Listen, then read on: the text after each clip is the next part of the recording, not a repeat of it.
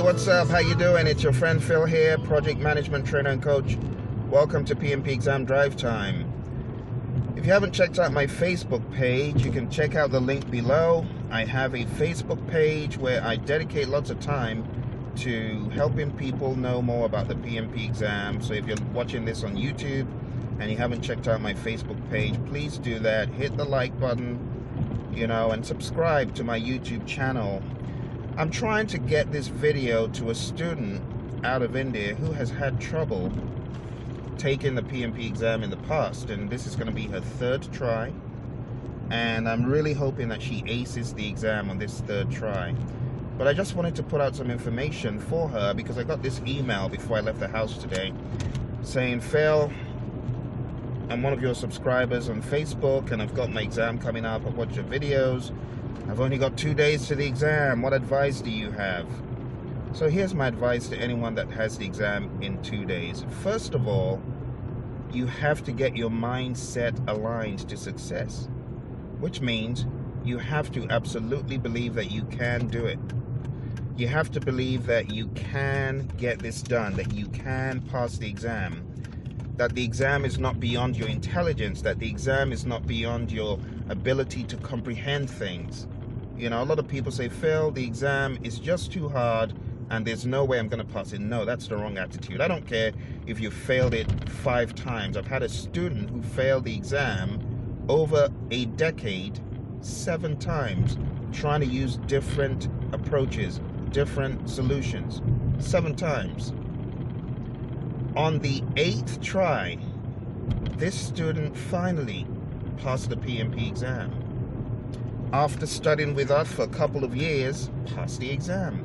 So I know that it's absolutely doable. Don't listen to anyone who says, oh, the exam is beyond your mental capacity to comprehend. It's beyond your tolerance for ambiguity. Don't listen to that. Tell yourself, I can pass this exam. It was written by human beings. I can pass it. I can do it. It's not beyond my tolerance for ambiguity. You have to tell yourself that. First of all, you have to have that can-do attitude in your mind. Now, after you've developed that can-do attitude, and I mean, go through the process of really thinking about it. What's the big deal about the exam? Created by human beings, I can do it. So spend 10 to 15 minutes. If you're someone who is into meditation, to be able to sit quietly and focus on what you have at hand and condition your mind to really believe you can do it. And maintain that attitude over the long haul. Over the next 2 days, keep telling yourself, I can do this. It's not beyond me. I can kill it. I will kill it. Okay? Now, the next thing I would advise you to do is to take a solid mock exam to kind of gauge where you are. All right? So go to Praizion.com, Praizion.com, and get that mock exam that's on Praizion.com. It's a 2-hour mock exam, but it's a very accurate predictor of reality, whether you are ready or not. And even if you're 2 days away or 1 day away, nonetheless, it is very important that you get a feel for where you stand, and you can spend the remaining 6 hours, 5 hours, however many hours you've got left of studying. And I'm hoping that you're taking some time off, and if you're not, well, but if you've got up to 6-7 hours of studying, you would like to hone in on those things that are critical, those crucial areas, because you don't want to spend time spinning your wheels and going over stuff you already know. You want the stuff that you don't know, and this mock exam will help you do that. Now, if you're not able to get our mock exam, I know you've got one of our mock exams, and I would advise you to do that. But for those that do not have our mock exam, you want to find a very, very highly reliable mock exam. And, it's sometimes hard to find those.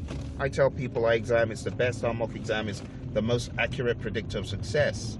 So I can't recommend any others, but I hope you've done some shopping around, looking around, and maybe you know of some other mock exam. But I would say by all means get ours, which I know the student in question has one of our mock exams, so that will be good for that. Hone in on the areas you are weakest in, right? Just by virtue of you going through the entire 200 question set, you'll be able to find out, oh, what was I weak in? What was I good in? What do I need more work on?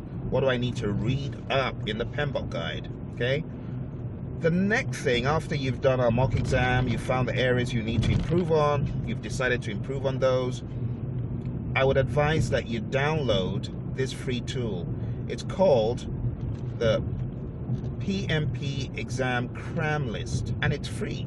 If you type in PMP exam cram list into Google, it will come up with a Praizion Media page where you can get a free JPEG of the laundry list of tools, techniques, inputs, and outputs. It's free, and there are also some questions baked into that JPEG. Really awesome tool to use as a final checklist. So if you do not have that, find that final checklist and go through it.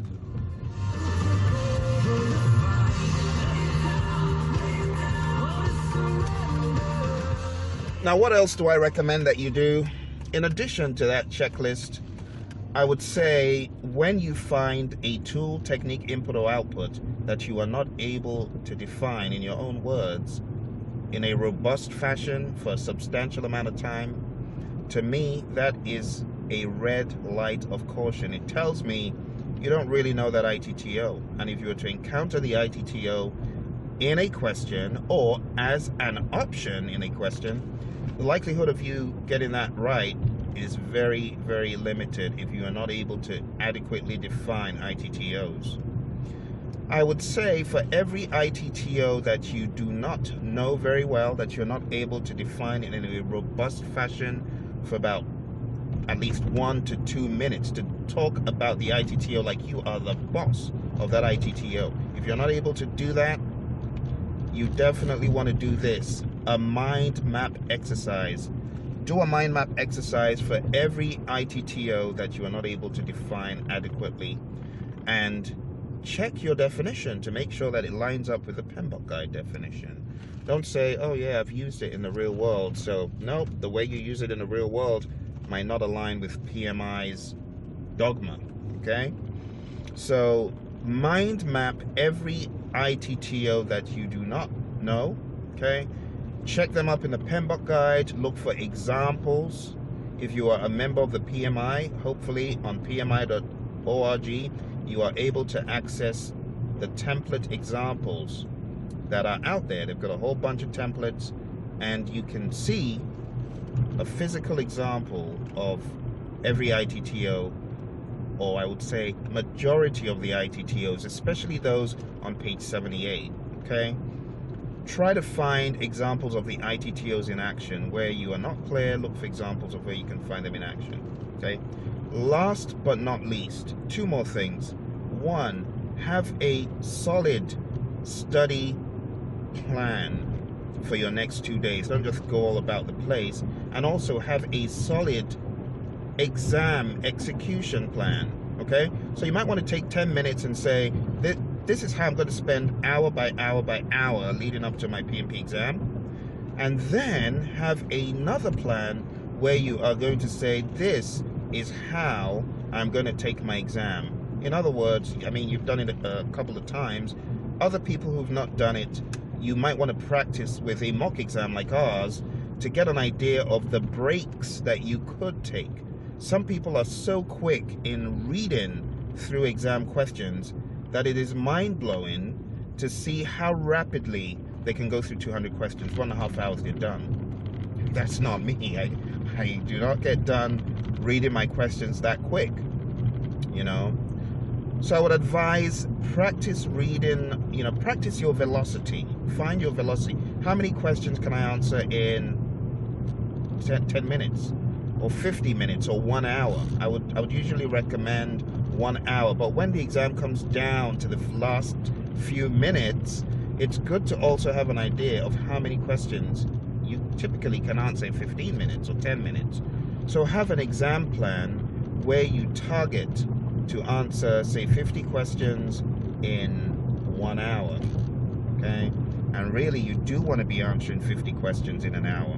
That's 1.2 minutes for each question, which is 1 minute 12 seconds, right? For each question. That's scary. A lot of people aren't even done reading the question, talk less the options, in 1 hour, 12 minutes. You see, it can be a brutal exam. And that's why you need the kind of plan I'm giving you. The kind of plan I'm giving you, or I'm asking you to create, is one in which you plan to answer the questions that you truly do know. There's a difference between answering questions that you kind of think you know, you have a little idea about, versus answering questions that you know inside out, upside down, that you can just obliterate easily. So for me, I would advise find your gimmies. I call them gimmies. Okay?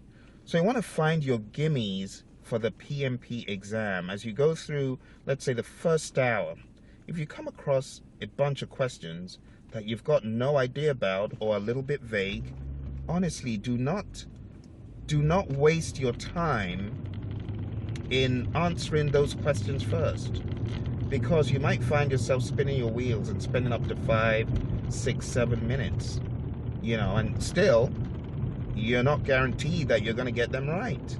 Why would you waste that kind of time? You see what I'm saying? Don't waste time answering those crazy questions, those network diagram, I call them bottomless pit questions, where you're on a free fall for 10 minutes and there's no sign of stopping. Don't do that. Have a plan to answer questions that you truly do know. You see the question and you already know, oh, that's a gimme. That's an easy one. I'm just going to slay it. I'm going to kill it. Those are the questions you want to answer first. So from questions 1 to 200, you want to find your gimmies. A lot of students say, Phil, I started answering all the questions and they were just crazy for the first 50 or 60. And after that, I found some that I knew. And then I found some crazier ones, and then I found some that I knew. Don't answer the crazy ones first. Mark them, with that prometric device to mark. Mark them and move on to find your gimmies. Find a question that's crazy, mark it. Move to the next one. If you're the kind of person that through experience you find yourself running out of time, I would further recommend find that crazy question, mark it, take a best guess or a gut guess. You're not going to be penalized for guessing, so take a best guess or gut guess and move on. Find another question that's crazy, mark it, best guess, move on. Then you find your gimmies, one that you know really well, and then you answer it and you've got it. And then you want to find your gimmies. There's so many gimmies on this exam, but one of the things that happens to a lot of test takers, they don't skip questions. They want to answer everything in a methodical process flow. You can't afford to tackle this exam like that, especially if you read slow.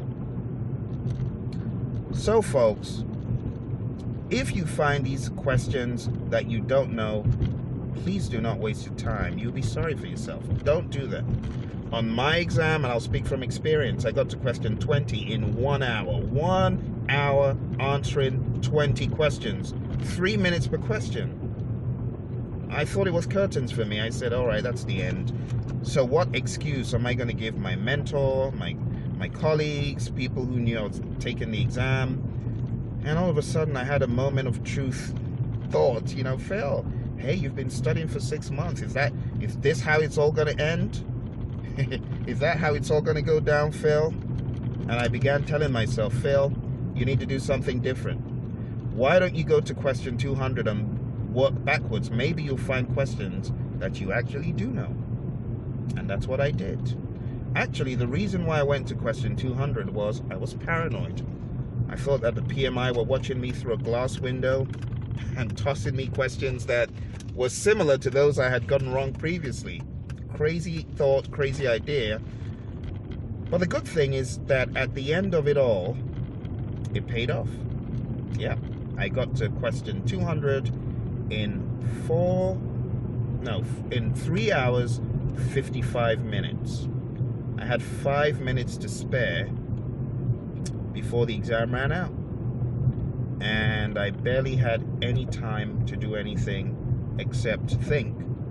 Should I review my questions or should I just hit end before I mess something up?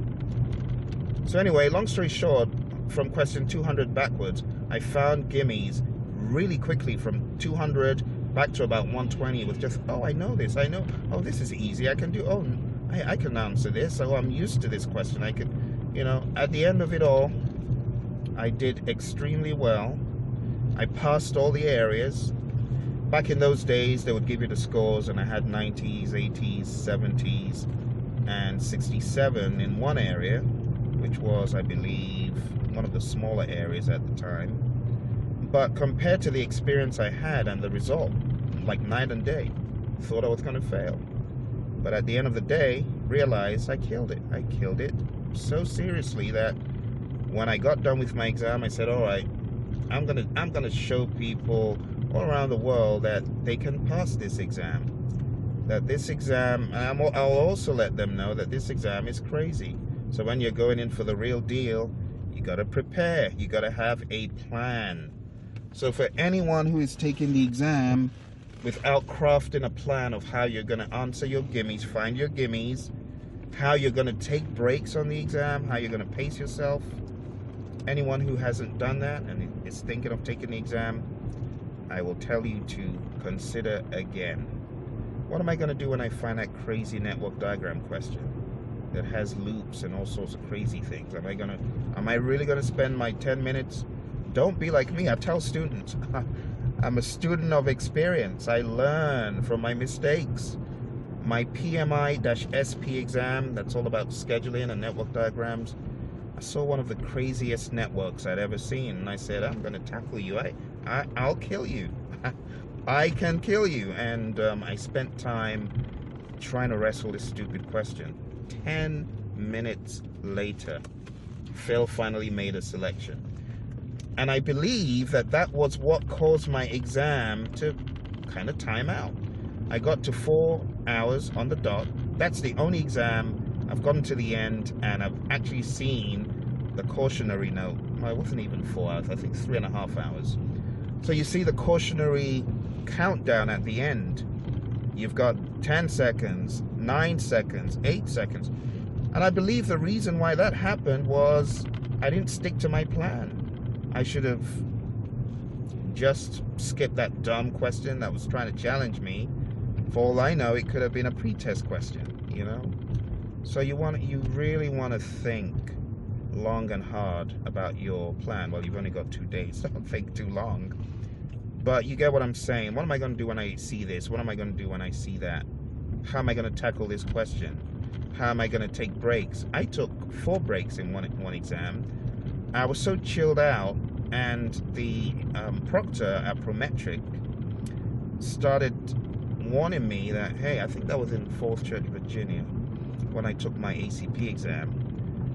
Started warning me, hey, are you aware of the time? Do you know how much time you've got left? And, you know, all this stuff. It's like, yeah, I know how much time I've got left. Yeah, it was one of those exams, either Fourth Church or my CABM exam at Cloak Lane in the UK. I can't remember. Taking too many of these things. You see, I can hardly even remember which exam is which anymore. But I remember this proctor telling me, hey, you know, you've taken a break for 15 minutes. Do you know the time's ticking away? And I said, yeah, I know. So anyway, that's my 2 cents. Plan your work, plan your exam, and work your plan, okay? I wish you all the very best. Really hope you kill it. I'm looking forward to hearing the great news. Bye for now. There are days